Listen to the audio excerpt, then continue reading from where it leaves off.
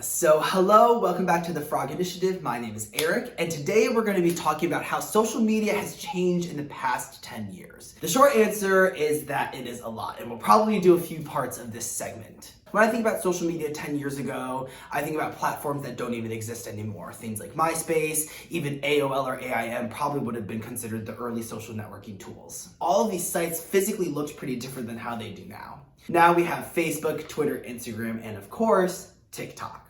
Especially during the COVID pandemic, virtual classrooms and virtual spaces have been increasing in terms of how they've consumed our lives. Everything is on Zoom, people network through LinkedIn, people really do meet each other online now, and in some ways, communication is being replaced.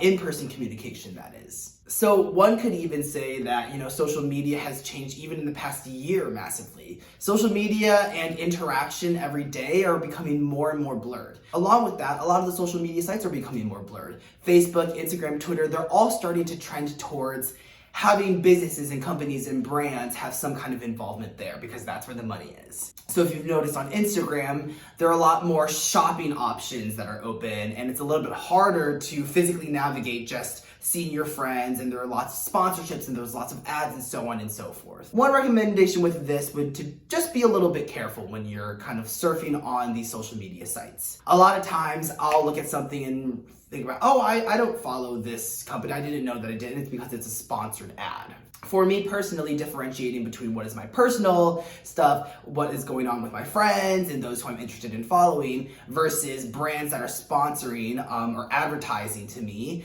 can be pretty important and pretty helpful. But ultimately, I think having that awareness that a lot of social media sites are going in this direction of sponsorship and privatization and engaging with companies, I think just that awareness can be really helpful to have, just so you know that you're not necessarily falling into any traps of going towards, following this and clicking on this and spending too much time looking at that, because all of that data is used to ultimately tailor what shows up on your news feed. That being said, social media has been going in a really positive direction, even connecting inner circles and smaller circles together. If it wasn't for social media, if it wasn't for ways to connect with others, connections with friends and family may have been very difficult in the past year. So ultimately what I find helpful is really thinking about what is my intention when going on social media, and do I really want to connect with a company, a brand, a person, and so on and so forth. When you kind of turn on that autopilot mode, I think that makes you a little bit more susceptible to, engaging in just what comes to mind or doing things just because you want to avoid boredom. And that's where things can kind of lack intentionality, where you can start, buying things or clicking things or following or getting sucked into items that are really time consuming and potentially, money consuming as well. Another interesting thing is that all of these social media channels are interconnected. For example, TikTok has over 300 million users worldwide, which is a huge, huge number that's almost unfathomable. Mashable reports that the top 20 most popular Facebook pages are either created by TikTok users or those who have close ties with. So something that we're trending towards more is having a following and a level of, growth on all of these social media sites together.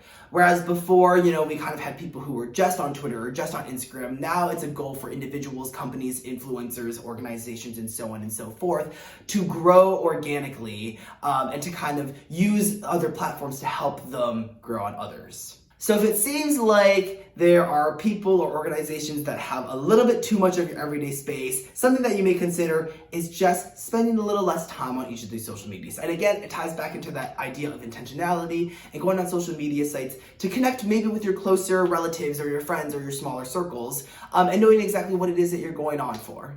So that's all for today. Again, my name is Eric, and feel free to reach out with any questions or any thoughts that you may have at the Frog Initiative.